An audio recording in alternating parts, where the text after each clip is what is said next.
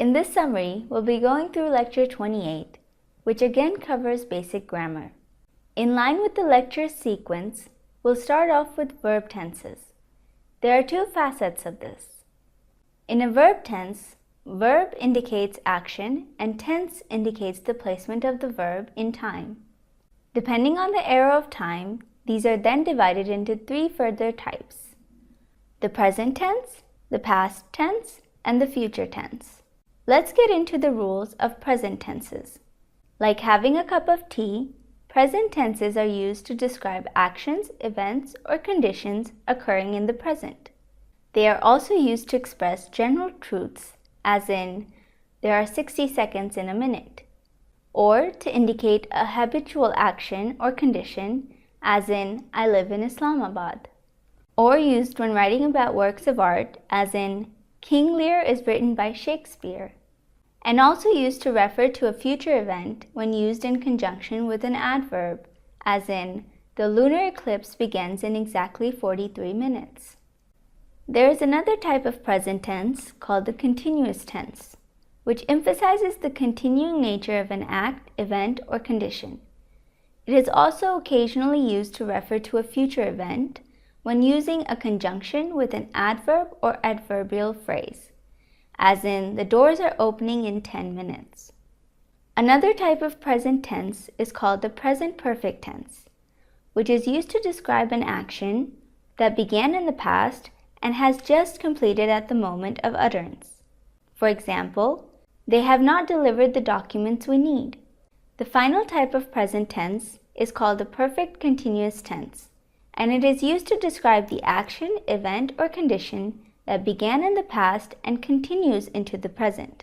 An example is the sentence, "They have been publishing this comic book for 10 years. Let's delve in the past.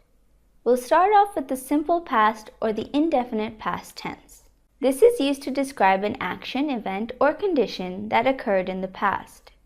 For example, I what an apple. I ate an apple. The progressive past or the continuous past tense is used to describe actions ongoing in the past. The cat was walking along the tree branch. There's another type of past tense called the past perfect tense, and it is used to describe actions that took place and were completed in the past. For example, we ate supper after we located the restaurant that Mahmoud had recommended. Finally, the last type of past tense is called the past perfect continuous tense and is used to indicate that a continuing action in the past began before another past action began or interrupted the first action. The toddlers had been running around the schoolyard for 10 minutes before the teachers shooed them back inside. For the future tense, we'll start off with the future indefinite tense. This type is used to refer to the actions, events, or conditions which would occur after the act of speaking or writing. For example, they will meet us at the newest cafe in the market.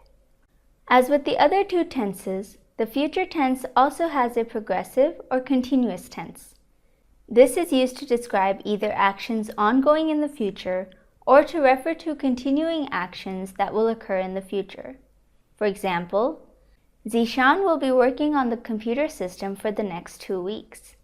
The third type of future tense, as you guessed, is the future perfect tense. This is used to refer to an action that will be completed sometime in the future before another action takes place. The surgeon will have operated on 6 patients before she attends a lunch meeting. The last tense type, the future perfect progressive or the future perfect continuous tense, is used to indicate a continuing action that will be completed at some specified time in the future. For example, I will have been studying Greek for 3 years by the end of this term. After these general guidelines, we will now move on to look at the rules and guidelines regarding subject-verb agreement. There are 2 basic rules. The singular subject takes a singular verb, and the plural subject takes a plural verb. Let's consider rules one by one with an example. Rule 1. 2 singular subjects connected by or nor require a singular verb. My aunt or my uncle is arriving by train today. Rule 2. Two singular subjects connected by either or neither nor require a singular verb as in Rule 1. Neither Juan nor Carmen is available. Rule 3. When I is one of the two subjects connected by either or neither nor, put it second and follow it with the singular verb am. For example, neither she nor I am going to the festival. Rule 4. When a singular subject is connected by or nor to a plural subject, put the plural subject last and use the plural verb. The serving bowl or the plates go on that shelf. Rule 5.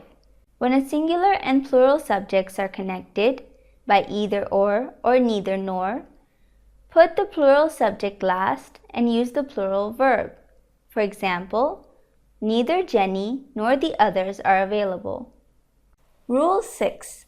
Use a plural verb with two or more subjects when they are connected with and. For example, a car and a bike are my means of transportation. Rule 7. Sometimes the subject is separated from the verb by words such as along with, as well as, besides, or not. You will have to ignore these expressions and focus on the subject which precedes these expressions. For example, the politician, along with the newsman, is expected shortly. Rule 8. Pronouns such as each, everyone, everybody, anyone, anybody, someone, somebody are singular and require singular verbs. For example, every one of the cakes is gone. Rule 9.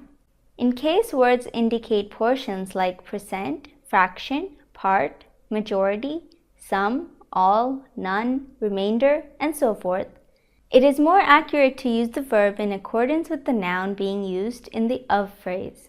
To remember this easily, keep in mind that you need to focus on the object of preposition of. For example, 50% of the pie has disappeared. Rule 10. The expression a number is followed by a plural verb. For example, a number of people have written about the subject. Rule 11. The words either and neither, if treated as subjects, take a singular verb. For example, neither of them is available to speak right now. Rule 12. In sentences beginning with here or there, the subject follows the verb. For example, there are 4 hurdles to jump. Rule 13. A singular verb is used with sums of money or periods of time. For example, $10 is a high price to pay. Rule 14. With pronouns such as who, that, or which, use the verb according to the noun directly in front of these pronouns. For example, Salma is the scientist who writes these reports. And lastly, Rule 15. Collective nouns such as team and staff may be either singular or plural depending on the use in the sentence. For example, saying that the staff is in a meeting would be correct if the staff is related to as a singular entry. However, saying that the staff are in disagreement about the findings indicates the use as a staff members, collectively. That's it. Hope you find this useful.